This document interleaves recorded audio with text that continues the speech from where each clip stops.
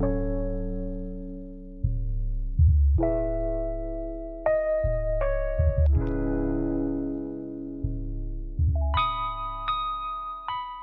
everyone, thanks for tuning into this episode of the Compression Thinking series.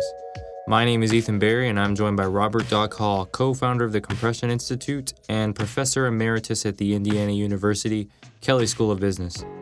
Doc's career started in engineering and manufacturing. His experience in these fields is what paved the way for his realization that current business models are contributing to the destruction of our planet. How do we get along without leaving too much of a mess? How do we adapt to a changing environment? Well, these are some of the questions Doc has been asking his entire career. This series is about how you can help to make a difference by making nature a stakeholder in your business or community. To do this, we need to change our values. But before we can do that, we need to change the way we think. If you enjoy this series, please don't forget to like, share, comment, and subscribe. Doing so helps us spread this program to more people and more communities who may benefit from the message. Now, you may be wondering what we mean when we use the word compression. Well, in the context of this podcast, compression is a reference to the squeeze we are putting on nature. To ease the compression of nature, we need to compress the way we live. Compression thinking is a guide to help us do just this, hopefully before it's too late. So how do you become a compression thinker? Well, you'll just have to keep listening to find out. So today, Doc, we're talking about the fourth and final guideline in your Guide to Compression Thinking. Quality over quantity. So to start things off, what is quality to a compression thinker? It's an expanded version by a long way from quality as usually interpreted in a commercial context. We're talking about quality of all life and begin with quality life cycles. That's birth, death. That's a succession of life cycles because most everything living propagates anew. Animals have the young. Those are life cycles. And sort of a makeshift approach to that, used occasionally commercially, is life cycle analysis, sometimes called cradle to cradle, something different from ore in the ground to landfill or throwaway. And so what can you do to improve the quality of our life with a cycle of stuff that minimizes the use of material and energy over a full cradle-to-cradle life cycle? Well, that's one. Another is a quality of survival, often called resilience. Everything isn't going to go right. Are we set up to survive well from natural disasters, hurricanes, whatever might befall? It might not work, but we're far better off if our planning does not leave us so fragile that we're in danger from almost everything. And embedded in all that is quality of relationships. That's trust. Good relationships foster trust. And if you don't have that, people can't work together. There may be minimal trust as there is if, sort of arm's length commerce. And then there's much more if you've got a group of problem solvers in a relationship so they trust each other implicitly to come through with whatever part of a task they are charged with. Besides relationships with other people, does this also include our relationship with nature? Oh, sure. The relationship to nature, that may be the key one, something we're getting into. Mm-hmm. That's you can't have quality life cycles without that. How do these definitions you just provided compare to quality in the commercial context? Well, commercial quality typically focuses on the customer. If you are a quality company, then you're always trying to satisfy the customer. As J.C. Penney once said, the customer is always right. Well, that's hokum, but nonetheless, they're the customer. And so that's pretty much the sole objective. And so you have product quality, and that generally covers things like the features. Is it durable? Is it reliable? Is it easy to use? Can you repair it? Will it recycle it? And so on. You can go on with that. Some items have kind of an embedded sentiment in them. What do you mean by that? Somebody made something just for you. That's different than if you just went to the store and bought it and it's just another object. And so you'll get that with antiques or hand-me-downs, or I know I've spoken to you about my grandfather's old cane, which is well over 100 years old. It's the only thing I have left from him, so look at the cane and think about Grandpa. Well, nobody else can do that. It doesn't mean anything to anybody else. Your grandpa gave that to you, he used it. It's a lot different than if, like you said, if we were to walk into Walmart and they have 50 canes, walking sticks, they all look identical. They were made in this automatic process, right? How old is that walking stick that your grandpa gave you? I don't know. I suspect that it goes back to the 19th century. He didn't make it. But it was probably handcrafted, right? Oh, yes, you can tell it was. And what do I actually use? I'm not going to carry that around. I might lose it. So I get the $23.95 special from Walgreens, actually.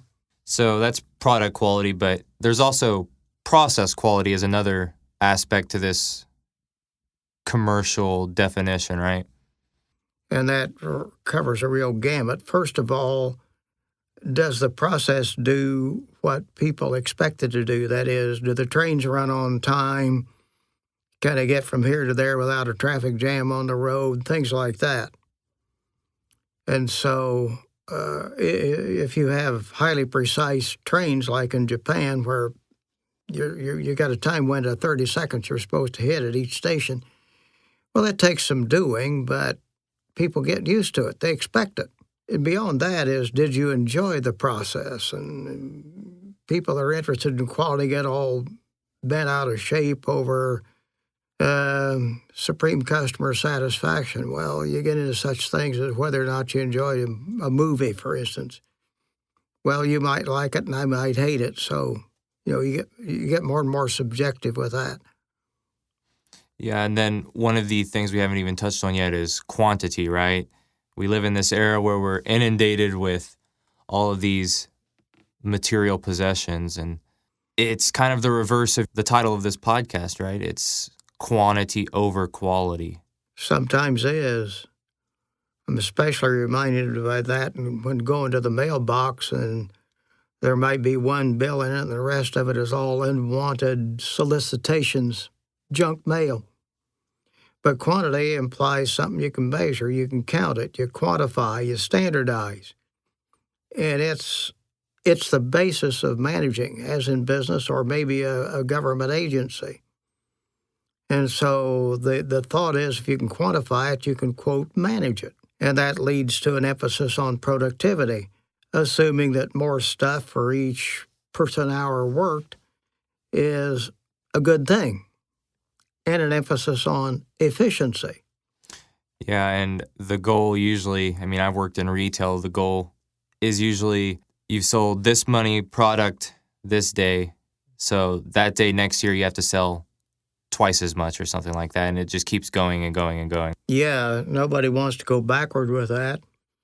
Last I saw anything about that, I think the Apple stores had more sales per square foot than any other retail establishment in the U.S., brick and mortar. Somewhere along the line with working with that, I did a lot with it. So we had manufacturing facilities that could, without doing much of anything to infuse capital into it, double their labor productivity. Wow, how wonderful. But it began to occur to me that what they were really doing was becoming more and more efficient, enabling their customers to waste more than they ever could before. And so you got to take a bigger look at it. One of the definitions you gave at the beginning of this is quality of life. And like I said a moment ago, in this kind of consumer culture that we live in, quality of life is kind of viewed in terms of how much stuff you have, things like that. It's material wealth is how we measure our own success, our own well-being, but it's kind of a faulty measure, right? What is quality of life really? Well, I would say that the essence of quality of life is pretty good health. But quality of life is used all over the place. The United Nations uses that for measuring quality of life between different countries. A couple of their measures out of several.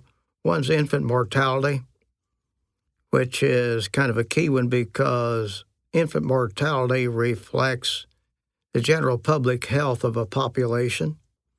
The second one is longevity. How long do people live?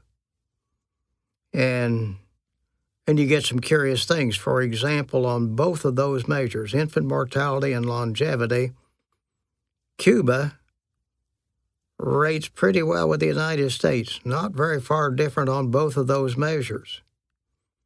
If you think quality is consumption of some kind per capita, it doesn't look so good. Mm-hmm. So when you're talking about quality, well, what aspect of it do you want to talk about? Or what's the kind of Bhutan? Bhutan's the one that has gross national happiness. And Gross national happiness. What do you mean by that? oh, the monarch has for, 30 years wanted to run the country more based on gross national happiness than gross national product.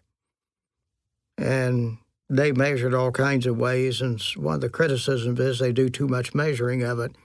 How do you know you're happy? Well, I mean, that's another qualm I have with the way society kind of views things today. Happiness is kind of sold to us as if that's the end goal, right? But happiness is just kind of this fluctuating mental state. It's more about just overall life satisfaction, in my opinion. Wouldn't you agree? Sure.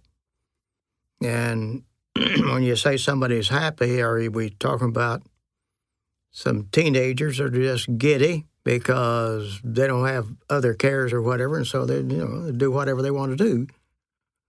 A deeper reflection on that, and it's been studied, is life satisfaction. And Bob Blake, who's professor emeritus, I think, from Princeton, did several studies, and they were interesting because he was mostly interviewing people that were 60-ish or better on what they were satisfied with in their life. And almost always it was something they had done. It was not their income level or their wealth.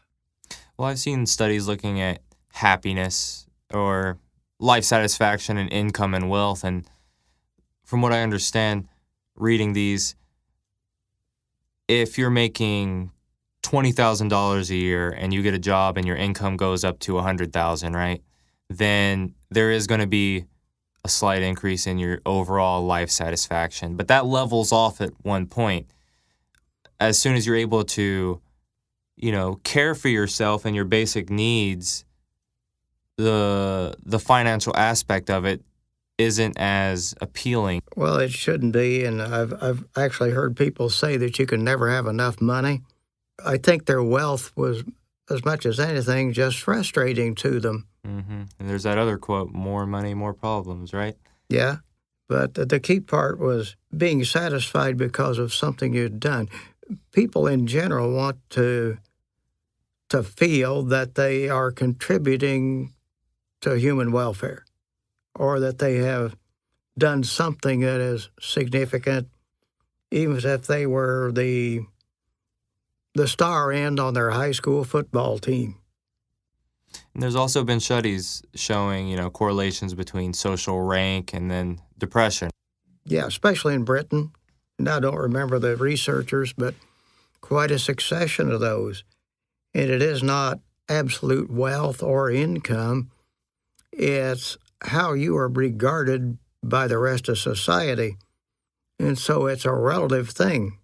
Somebody that's really poor in the United States might, in absolute terms, have a lot more than somebody that's poor in Central Africa somewhere. But they may not feel that at all because they look at what they have and and especially how they are regarded by society, and they get depressed. Rates of depression and other mental illnesses have been increasing, right?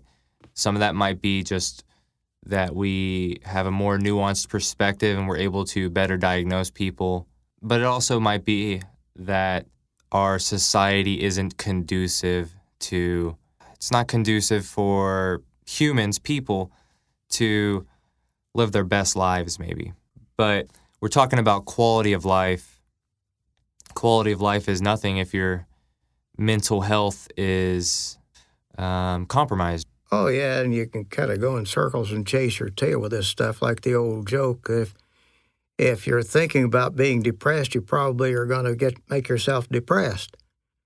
And many, many admonitions that if you want to have a healthy mental outlook, well, don't think about yourself. Think about other things. Get an interest. Do something. And nature is really a piece of that too. Oh, yeah, I know whenever I am feeling down about something, if I just go through a walk in the park even, just helps me realize that my problems maybe aren't as big as they seem in my head, right? I'm just a part of life. And it's kind of a humbling experience, right? Feel that sense of awe and wonder when you're kind of surrounded by nature. Yeah, you're going to lose the false feeling that maybe you're the center of your own little universe. That's it. And all the world's supposed to rotate around you, and it doesn't. And when you get into these kinds of things, where there are people that will try to correct it with chemistry, want to pop the magic pill, an up or a downer or whatever direction they want to go. And maybe a better idea is change your surroundings. Change your settings. Or as they used to say, find a different bunch of bums to associate with.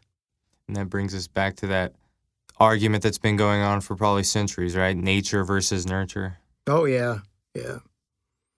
And today, I was just noticing a couple, 3 days ago that Japanese psychiatrists have classified, now I can't remember the name for it, but they classified addiction to electronic gear and especially to be it online as a mental problem to be corrected.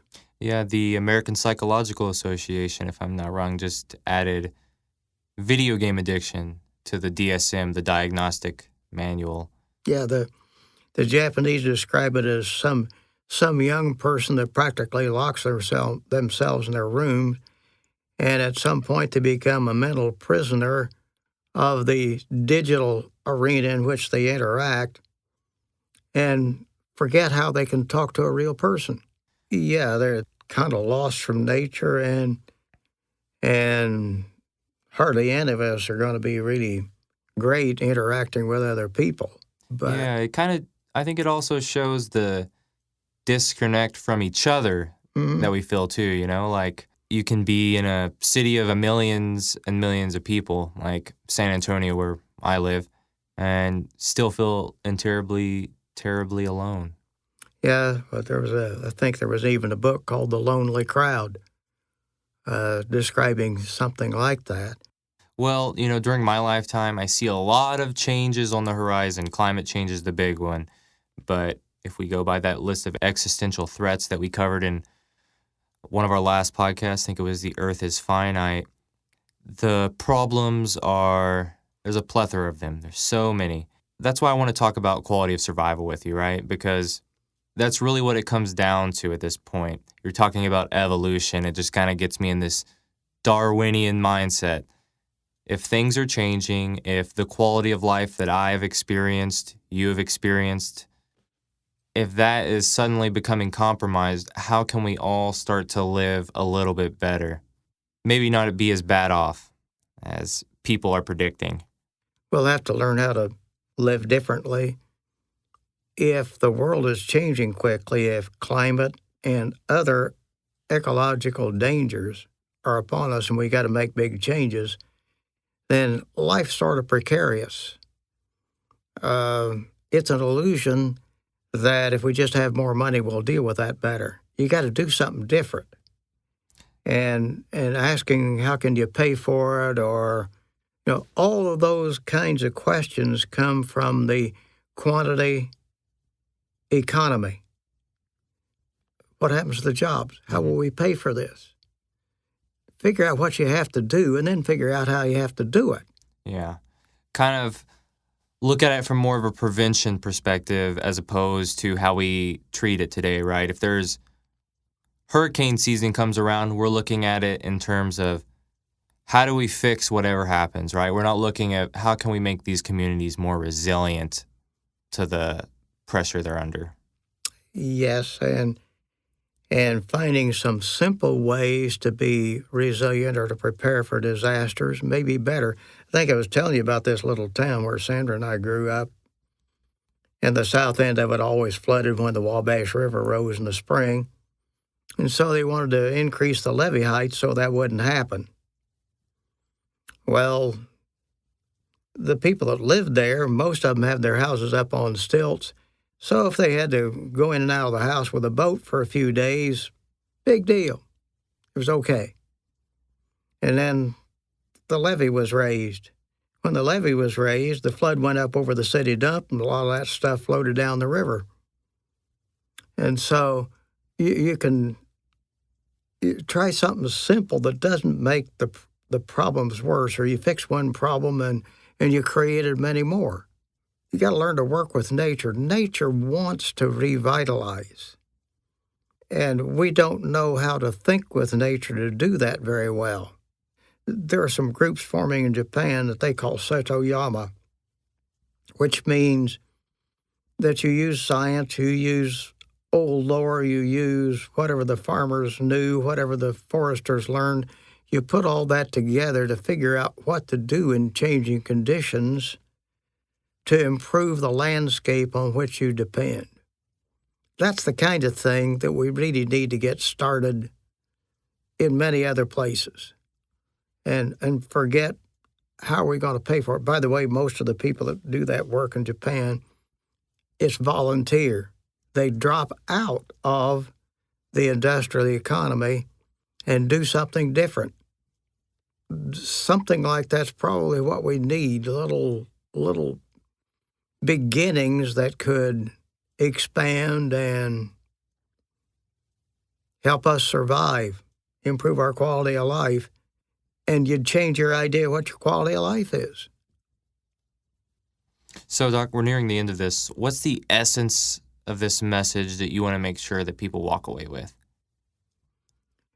Oh, most everybody that's looked at the big range of environmental threats we have comes down to saying the solution physically is small circular economies. That will let you use a lot less energy and a lot less material. But with that comes a huge shift in our values. How many of us really want to live that way and can learn how to do it? And so, not enough time on this podcast. Maybe we can talk about that in one of these teleconferences. Well, I look forward to having that discussion with you, Doc, and I hope our listeners join us for it. And that's a wrap, folks. If you enjoyed listening to this, please feel free to join us in our weekly teleconferences where we discuss the problems you and your community are facing while trying to think of possible solutions. The problems we're up against are way too large for any one person to tackle on their own. It takes all of us coming together. These dialogue sessions happen every Tuesday. You can participate by calling the number provided on our webpage. Times, topics, and the number to call are all found under the Compression Thinking Series tab on our website, www.compression.org. Also, please do not forget to like, share, comment, and subscribe. If we're going to make a dent in some of the issues we discussed today, it will take all of us coming together, and your support helps. I know it feels as if we've merely scratched the surface of this topic, so if you're interested in learning more, you can check out Doc's many papers, videos, and book reviews at the same website, www.compression.org. Thanks for listening, everyone.